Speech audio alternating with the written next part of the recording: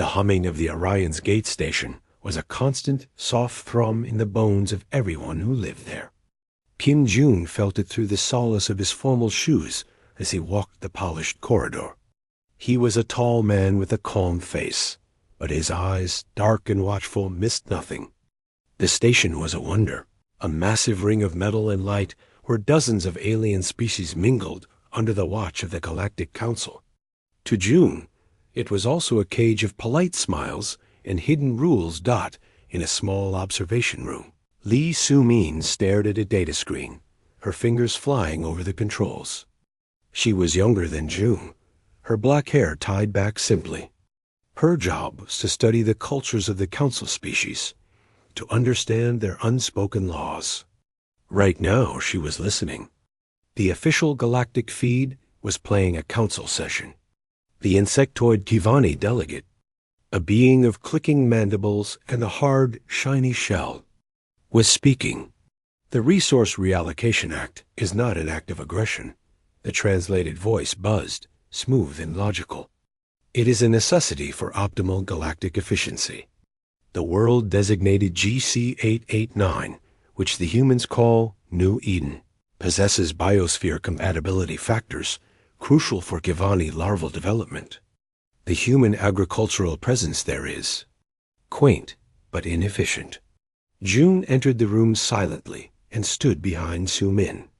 On the screen, the human diplomat, a woman from the European sector, was arguing, her voice tight. New Eden is home to over 20,000 of our people. They have built lives there. They have children there. This is not a trade negotiation. These are homes. The council president, a willowy being with silver skin, waved a delicate hand. Compensation has been offered. Relocation to the tertiary world, GC-120, is arranged. The Kivani need are greater. The vote is called. The result flashed on the screen. The act passed. Overwhelmingly, June's jaw tightened. He had seen this coming for weeks. The council operated on a simple, brutal principle: seniority and perceived utility. Humanity, newcomers of only a standard century, had neither. Contact the New Eden settlement leader, June said, his voice low. Tell them. Prepare for the worst. But tell them to stand firm.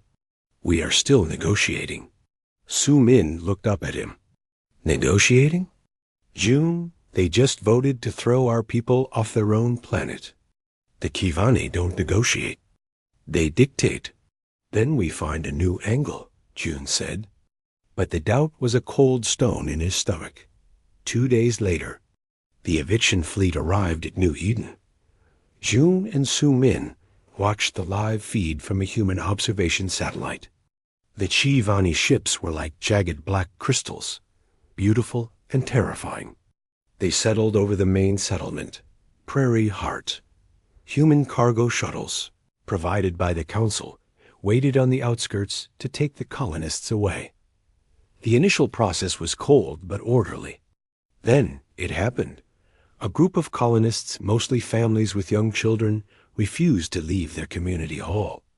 It was not a violent protest. They just sat on the floor, holding hands. The Kivani overseer on the ground, a sharp-limbed creature, grew impatient. It gestured to its squad. They didn't use force on the people. Instead, they moved to the hall's environmental control unit. It's trying to force them out by lowering the temperature, Soo-min whispered, leaning close to the screen. But the Kivani did not understand human-made systems. Its clawed appendage stabbed at the wrong panel. A warning light flashed on the feed irradiation symbol. The hall was near a small, shielded power reactor for the settlement's hospital. A safety override failed with a silent puff of vapor on the camera. The containment field around the reactor's secondary core flickered and died. The radiation leak was invisible, a silent, killing wave. The people inside did not scream. They slumped over one by one. The children first. 217 souls. The Kivani overseer looked at its sensor, tilted its head in a gesture of confusion, and then moved on, ordering its team to clear the next building dot back on Orion's gate. The silence in the observation room was absolute. June felt his heart hammering against his ribs. Su-Min's face was pale, her hand pressed to her mouth. The official report from the Galactic Council arrived an hour later. A tragic accident, it read. A malfunction of poorly maintained human equipment during a routine relocation. The Kivani are not at fault. The Council offers its condolences. June read the message on his desk screen. The words blurred. Condolences. He stood up, his chair rolling back and hitting the wall. He walked, not seeing where he was going, until he found himself in the station's central garden, a place of alien plants and fake sunlight. He needed to breathe, but the air felt thick. Su-Min found him there. Her eyes were red, but her voice was steady, hard. It wasn't an accident, June. She held out her datapad. I accessed the raw telemetry from our satellite, not the cleaned version the Council sent. Look. She showed him waveforms, energy signatures. The Kivani tool used to puncture the panel was set to a frequency known to disrupt human-made silicate circuits. It's a mining tool. They didn't make a mistake. They tested a theory. They wanted to see what would happen if they broke our things while we were inside them. The cold stone in June's stomach turned to fire. This was beyond arrogance. This was experimentation. A test of human tolerance for pain. His hands trembled, not with fear, but with a fury so vast it was quiet. He returned to his office. He drafted a message. It was not long. It did not beg. It stated facts. He attached Su-Min's data. He addressed it to the high seat of the Galactic Council. To the Galactic Council, you have forcibly removed our people from their lawful home. Your agents have killed 217 human civilians, including 43 children, in an act of deliberate negligence. The attached data proves malicious intent. Withdraw the Reallocation Act. Surrender the Kivani Overseer and its commanders for trial under human law. Provide full and public restitution to the families of New Eden. You have 48 standard hours to comply. If you do not, the United Earth government will consider all diplomatic ties severed and will take all measures necessary to secure justice for our people. He sent it. The system confirmed receipt. The reply came in 6 minutes. It was from a low-level council clerk. It was one line. The Galactic Council has reviewed your communication. Your accusations are baseless. Your demands are irrelevant. Should you pursue this fantasy of conflict, a war between our peoples would last approximately 6 minutes. Do not waste our time again. June read the message. He showed it to Su-Min. She looked at him, and for the first time, he saw not grief, not anger, but a fierce, cold light. 6 minutes, she said softly. June nodded. He opened a new, encrypted channel. It was a direct line to Earth, to the Unified Defense Command. A face appeared on the screen, an older woman with steel-gray hair and eyes that looked like they had seen every dark corner of space. Fleet Commander Park Min-ji. Commander, June said, his voice now perfectly calm. The Council's answer is no. They have mocked the dead. They have threatened us. Park Min-ji did not look surprised. She looked resolved. The package from Su-Min arrived. We all saw it. Is it time, Diplomat Kim? June took a final breath of the stale, recycled station air.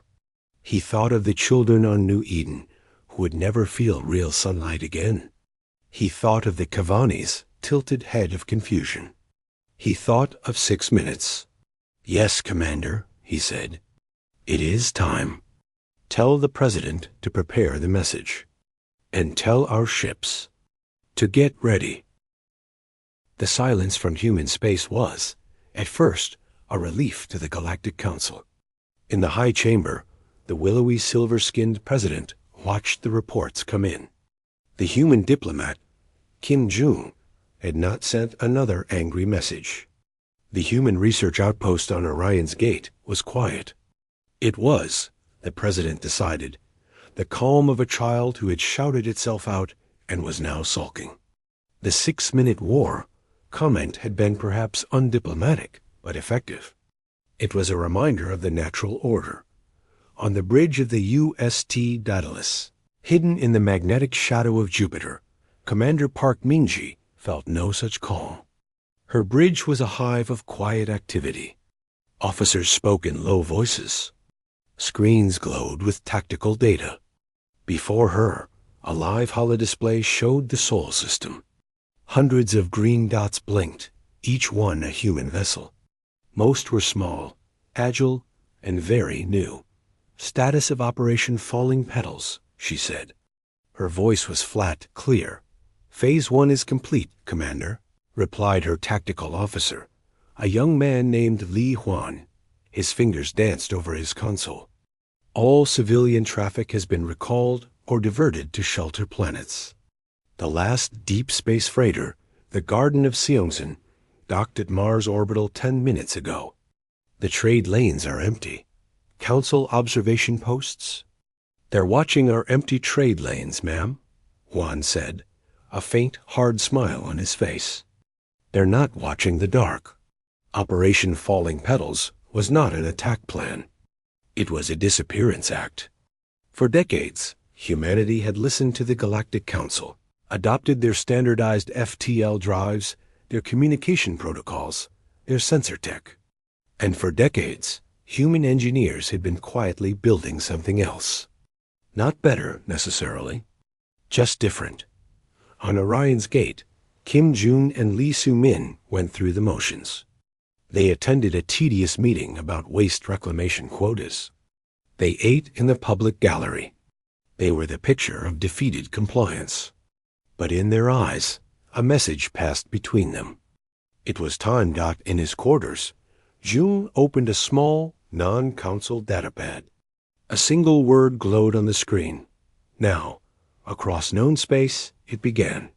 At every galactic trade hub, human merchant ships requested emergency departure, citing faulty drives. As they left the controlled lanes, their transmitters broadcast a final, polite apology on council frequencies. Then they vanished. Their ships did not go to warp. They simply disappeared from council sensors. The council station at Sirius B reported it first. Human heavy freighter Prosperity has dropped off scan. No warp signature. No debris. It is just gone. Then another report from the rim. Then another dot in the high chamber. The Kivani delegate clicked its mandibles together, a sound of mild annoyance. Primitive stealth technology. They are hiding, hoping we will forget. It is a childish tactic, but the reports kept coming.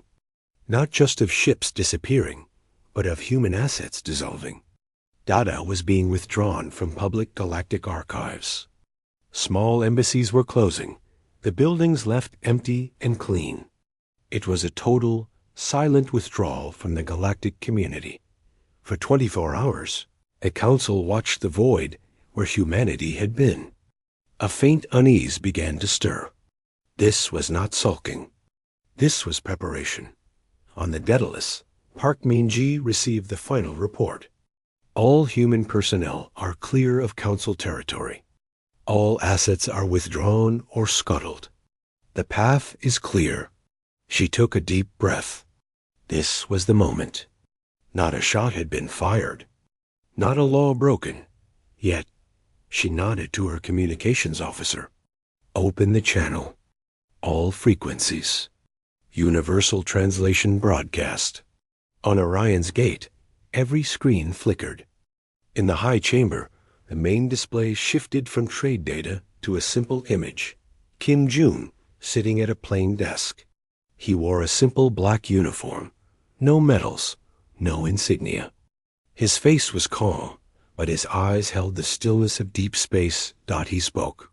His voice was the same one that had pleaded for New Eden, but all the warmth was gone from it. It was pure, clear signal. People of the Galactic Council, members of the various species who watch and listen, you were given a choice: justice or arrogance. You chose arrogance. You murdered our children and called it an accident. You dismissed our grief and called it politics. You threatened us with war and called it a lesson. He paused, letting the words hang in the air across 1,000 worlds. The Galactic Council has declared, by its actions, that humanity holds no value in its eyes, that our laws are not laws, that our dead are not dead, that our future is not our own. He leaned forward slightly, and the intensity in his gaze seemed to burn through the screen. We reject this.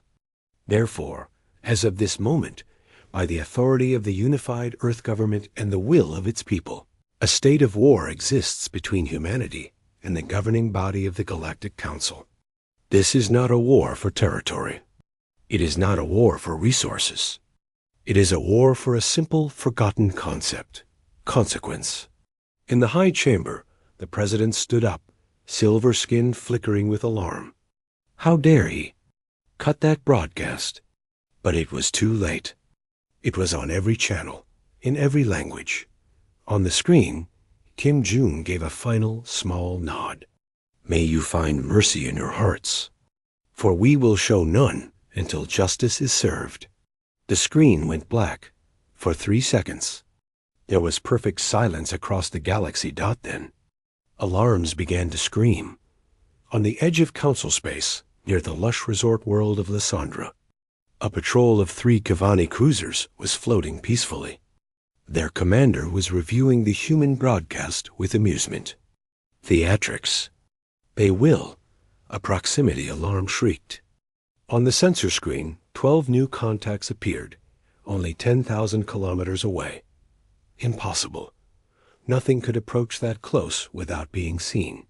The human ships were small, shaped like sharp arrowheads. They carried no heavy weapons the Kivani scanners could detect. They did not fire. They simply flew, in perfect formation, straight through the center of the Kivani patrol. As they passed, every system on the Kivani ships flickered and died. Lights went out. Engines stalled. Weapons went offline. The ships were left dark, drifting, and utterly helpless. A single, tight beam radio transmission clicked into the dead quiet of the Kivani commander's bridge.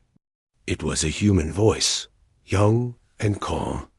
This is Lieutenant Li Huan of the United Earth Stealth Corvette, Whisper. You are dead in the water. Your life support will last 72 hours. A council tug will likely find you before then.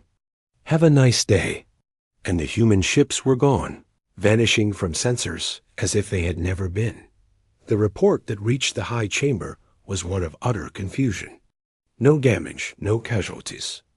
Just total, humiliating incapacity. The Kivani delegate was no longer annoyed. It was furious. They shame us. They trick us. We will crush their homeworld. But the president was staring at the star map. New contacts were flashing, not just near Lysandra. They were near the mineral-rich belts of Kivani Prime, near the shipping lanes of the Galag Consortium, near the historical archives of the Silvered. Dozens of contacts, appearing, disappearing, leaving. No trace but confusion and dead systems in their wake. The war had not started with a roar. It had started with a whisper. And in that whisper, a terrifying truth began to dawn in the ancient, arrogant mind of the Galactic Council. They had not been threatening a child. They had been poking a sleeping wolf. And now, the wolf was not just awake. It was everywhere at once, and they could not see its teeth.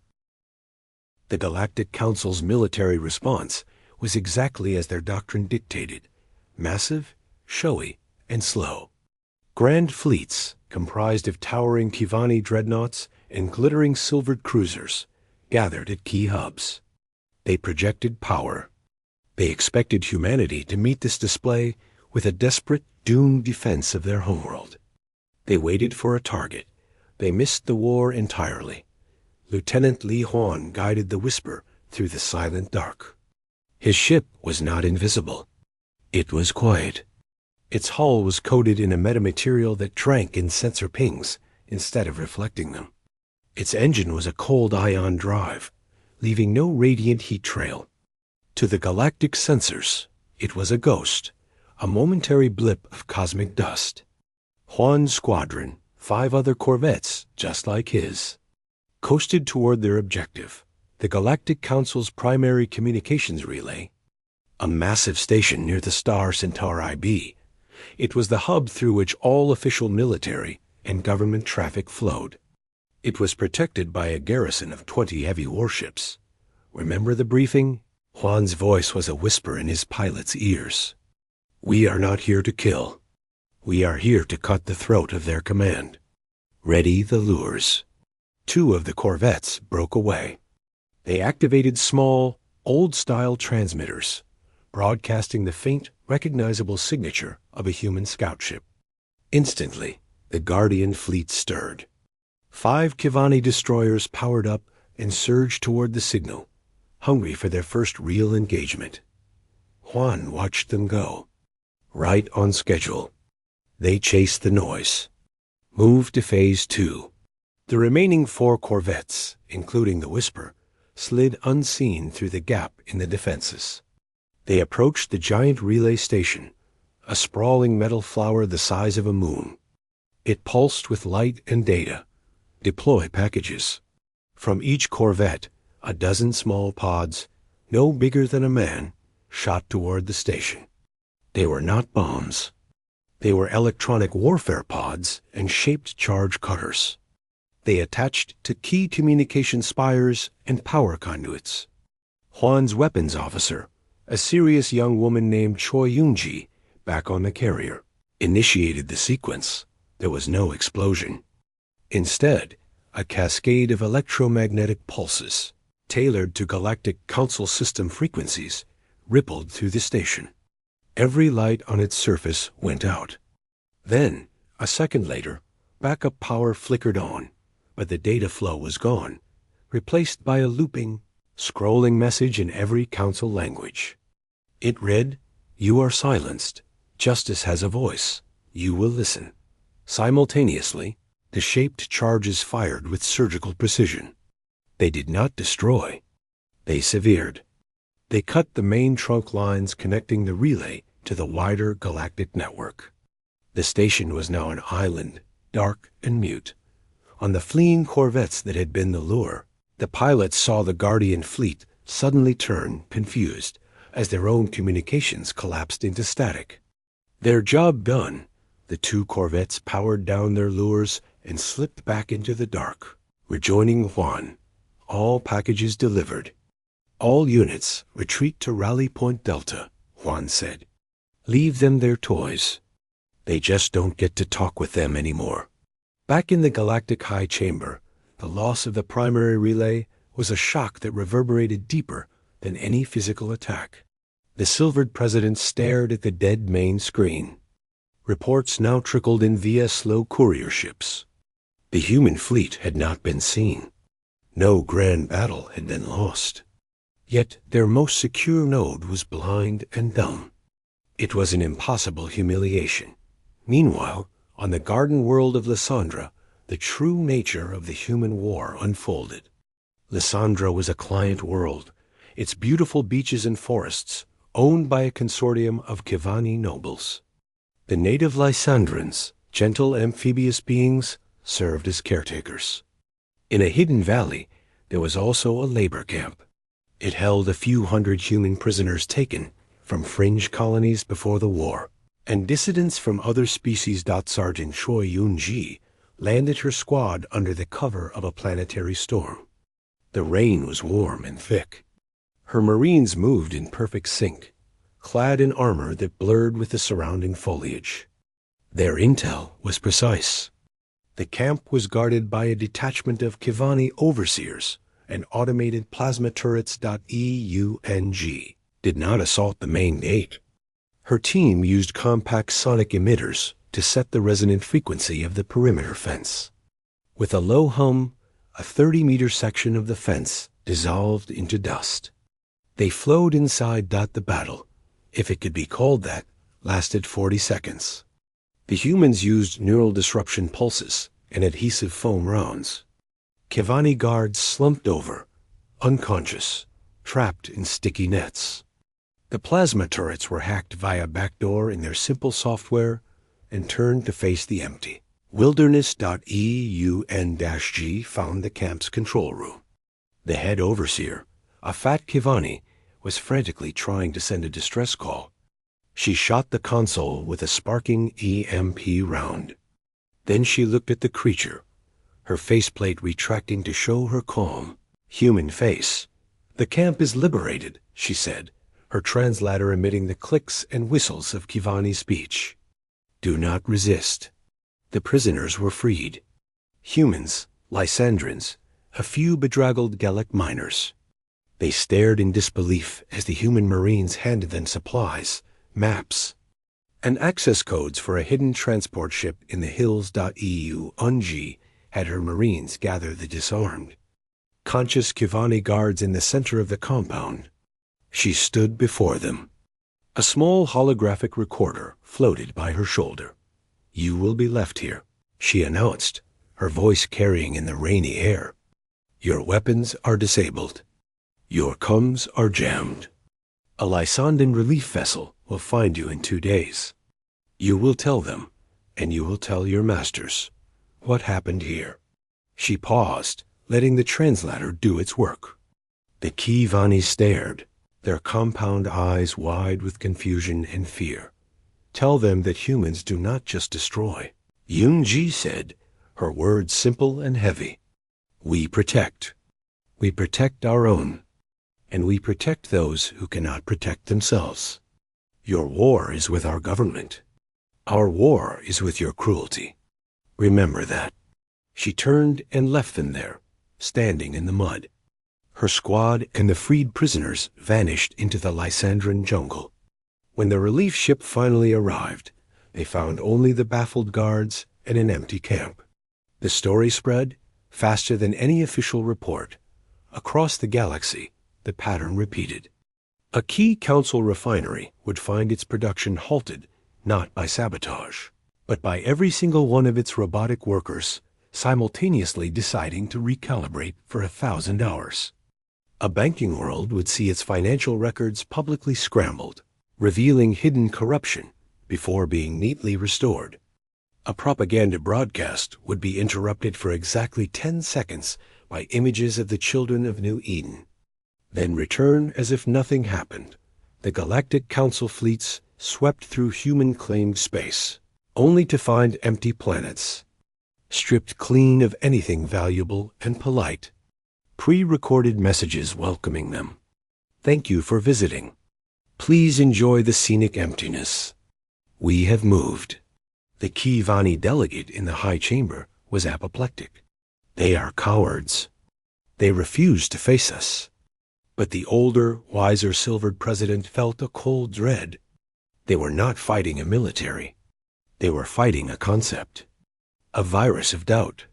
Humanity was proving, stroke by precise, invisible stroke, that the mighty Galactic Council was not omnipotent.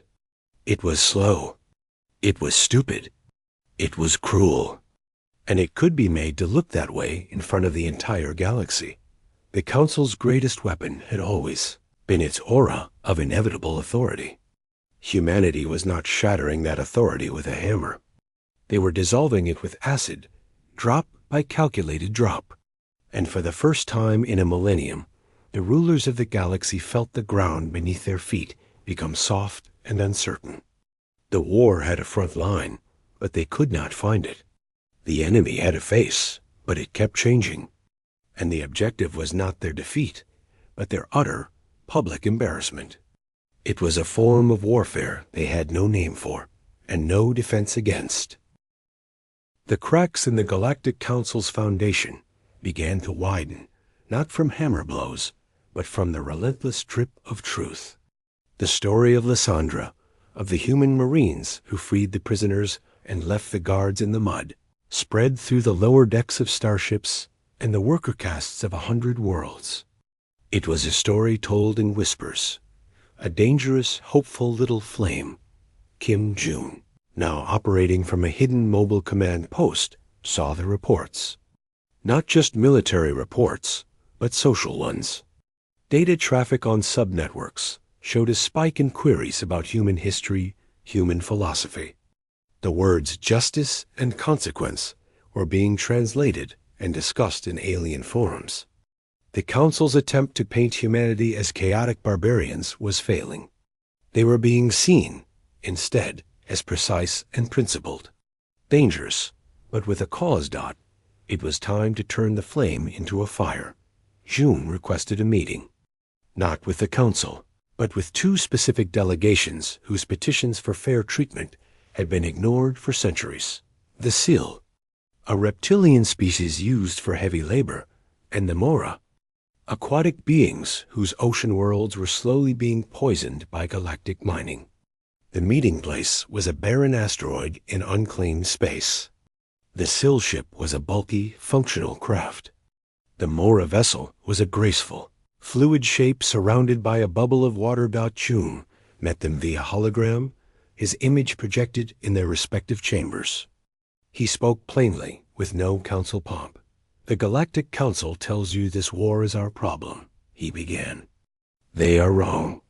This war is about the principle they used to take our home and poison your seas and work your people to exhaustion. The principle that might makes right, that the powerful can take from the weak without answer." The Sil representative, scales dull from core nutrition, hissed, "We have no fleet. We cannot fight for you." "We do not need you to fight," June said. "We need you to stand. And to remember. We will share with you the stealth coding for your cargo ships, so the Council cannot track your movements. We will give you the communication codes to bypass their networks, so you can speak to each other in secret. We will show you how to shield your worlds from their deep space scans." The Mora delegate, floating in its liquid, pulsed with light. "What do you gain from this?" "Allies," June said simply. "Not soldiers, witnesses. When the Council falls, the galaxy must be rebuilt by those who remember what it was like to be under its boot. We are offering you the tools to ensure you have a voice in what comes next." It was not a grand military alliance. It was a conspiracy of the overlooked. Within weeks, Sil cargo runners, now invisible to Council monitors, began moving critical supplies to embargoed worlds. Mora aquasculptors used human-provided nano-cleaners to secretly repair damaged coral reefs. The disruption was economic and moral. The Council's control was not just being challenged by an enemy in front of them, but by a quiet revolution behind them, the Council's economy. A delicate web of tithes and controlled resource flows began to shudder. Key tax shipments from the outer systems failed to arrive. Luxury goods for the elite were lost in transit. The frustration of the powerful turned inward, into blame and paranoia. In the high chamber, the atmosphere was now one of panic thinly veiled by anger. The Kivani delegate slammed a clawed limb on the podium. "Enough. We crush the heart. We burn their nest. All fleets to the Sol system. We destroy Earth and be done with this. This nuisance."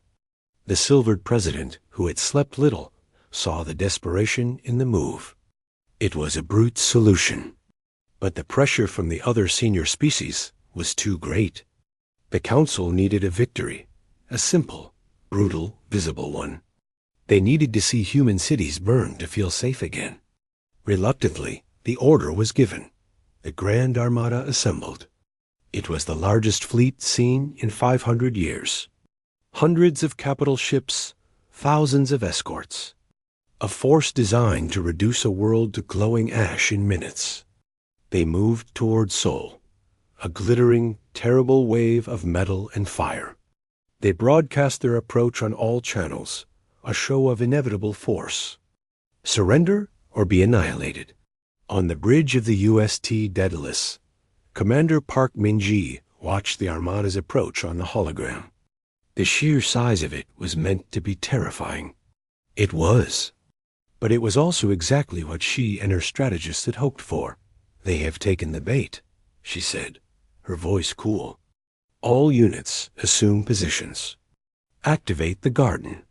The Council fleet dropped out of warp at the edge of the Sol system. Before them lay the beautiful blue-green marble of Earth, undefended. Or so it seemed. They expected human ships to swarm up from the planet to make a desperate, doomed last stand. Nothing rose from Earth. Instead, from the dark, rocky band of the asteroid belt between Mars and Jupiter, space itself seemed to wake up. One moment it was empty. The next, it was filled with ships. Not hundreds, thousands. They were not the giant dreadnoughts of the Council. They were smaller, angular, and they did not sit still. They moved like a swarm of angry hornets, their movements unpredictable, coordinated by a single silent will. The Council Admiral, a Kavani of immense pride, scoffed. Pitiful little ships. All forward batteries. Wipe them from the sky. The order was given. Volleys of plasma, designed to crack continents, lanced into the asteroid belt. A few human ships were caught, vanishing in brief, bright sparks. But most were already gone, having darted behind asteroids or simply dropped off the targeting scans. Then the human swarm attacked. They did not engage in a broadside battle. They sliced. Squadrons of corvettes, led by Li Huan, streaked in at impossible angles, focusing not on the mighty dreadnoughts, but on the smaller escort vessels and the delicate sensor arrays of the larger ships. They used kinetic harpoons to tether ships together, causing chaotic, embarrassing collisions. They fired MP missiles that turned whole sections of the Armada into dark, drifting hulks. From the surface of Ceres and other large asteroids, massive railguns, hidden for decades, awoke. They did not fire at the ships. They fired at the space between the ships. The projectiles were clouds of hyperdense shrapnel, turning entire vector approaches into killing zones. A Kivani dreadnought, trying to turn to bring its main gun to bear, flew into such a cloud. Its forward shields flickered and failed under the billion tiny impacts, scouring its hull like cosmic sandpaper, rendering it blind and bleeding air. The battle was not a clash of titans. It was a dismantling. The human ships were faster, smarter, and fighting on a field they had prepared for a century. They used the asteroids as cover, as weapons, as distractions. A silvered cruiser, majestic and proud, found itself isolated by a feint. 3 human frigates locked it in a tractor beam triangle and, with brutal efficiency, dragged it into the gravity well of Mars, leaving it to be captured by the planetary defense fleet there. In less than an hour, the Grand Armada was in tatters. It was not destroyed, but it was humiliated. Ships drifted helplessly. Others fled, crashing into each other in their panic. The majestic formation was a scattered, confused mess. From the Daedalus, Park Min-ji observed the broken spear of the Council. She nodded to her communications officer. A tight beam transmission, on the Council's own emergency command frequency, shot toward the flagship of the Cavale Admiral. It was video. It showed the Admiral's own bridge from the perspective of a small drone that had latched onto the viewport hours before. It showed the Admiral's face, the dawning horror, the chaos. Then the video ended, replaced by Park Min-ji's stern face. "Admiral," she said, "you came to our home to burn it. You have failed. You have 6 minutes to order the unconditional surrender of every ship in your armada. Transmit your codes to this frequency. If you do not, we will not destroy you. We will board you. We will take your ships and your people, and we will return them to the Council piece by piece, in unmarked cargo pods. The choice is yours. On the Council flagship, the Admiral looked at the ruins of his fleet on the screen. The pride was gone, replaced by a cold, sick understanding. They had not been fighting an army. They had been fighting a predator in its own den. He had 6 minutes. For the first time, he understood the weight of that number. It was the length of a lifetime. He began to transmit the surrender codes. The surrender of the Grand Armada broke something in the Galactic Council. It was not just a military defeat. It was the shattering of an idea. For 1,000 years, their power had been unquestionable, a fact of the universe like gravity. Now, gravity had changed. The image of their mighty ships being shepherded as prisoners into Martian orbital docks by small, swift human vessels was broadcast everywhere. Humans did not gloat. They simply showed the facts. The silence from the victors was more terrifying than any shout of triumph in the high chamber. The atmosphere was one of a tomb. The silvered presidents sat, diminished, their light faint. The Kivani delegate was no longer furious. It was still, its mandibles clicking softly in a rhythm of deep shock. The other senior species looked at each other, not with alliance, but with naked fear and calculation. Who would be blamed? Who would be sacrificed? The human transmission, when it came, was not a list of demands. It was an invitation. A single set of coordinates deep in neutral space, and a request for a parley. The message was signed by Kim June.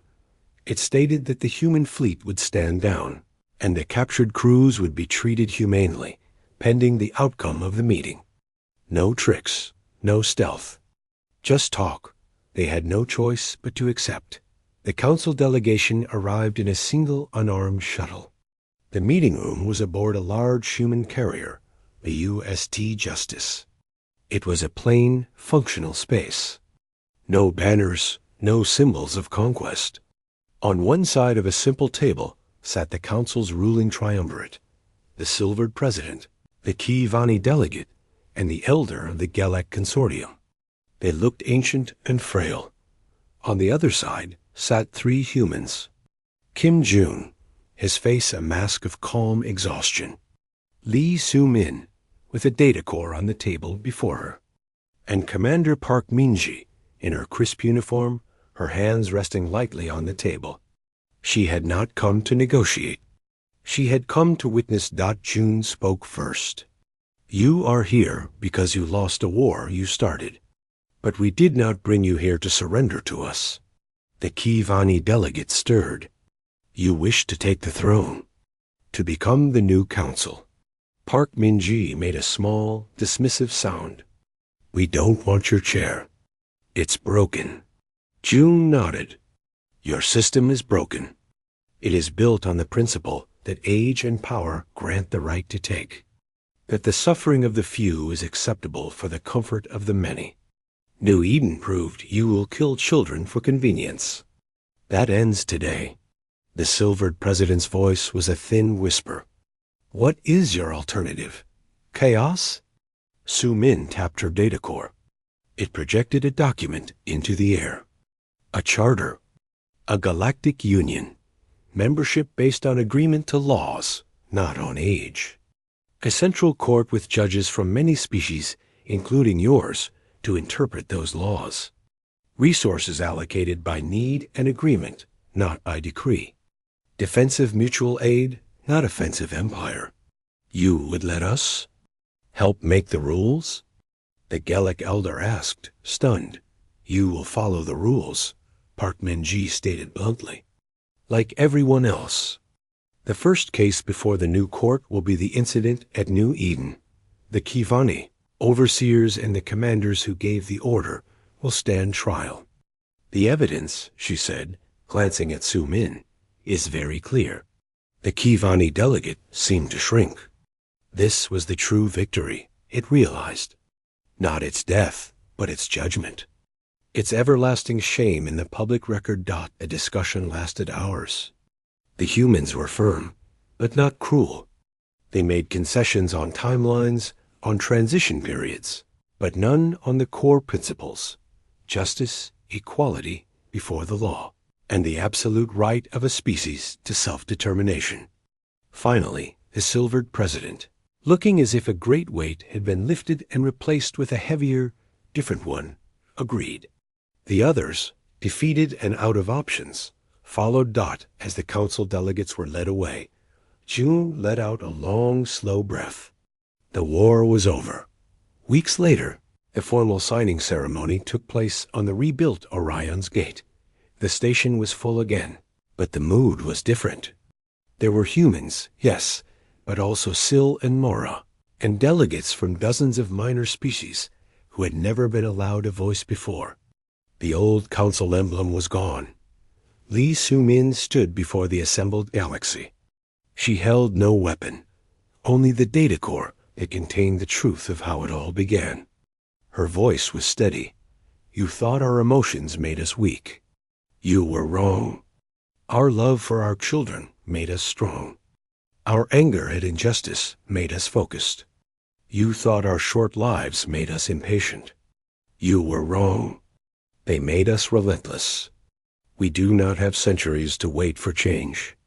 We must build it now. She looked directly at the section where the former council leaders sat. You pushed too far. You forgot that even the smallest creature will fight when its nest is threatened. Remember this day?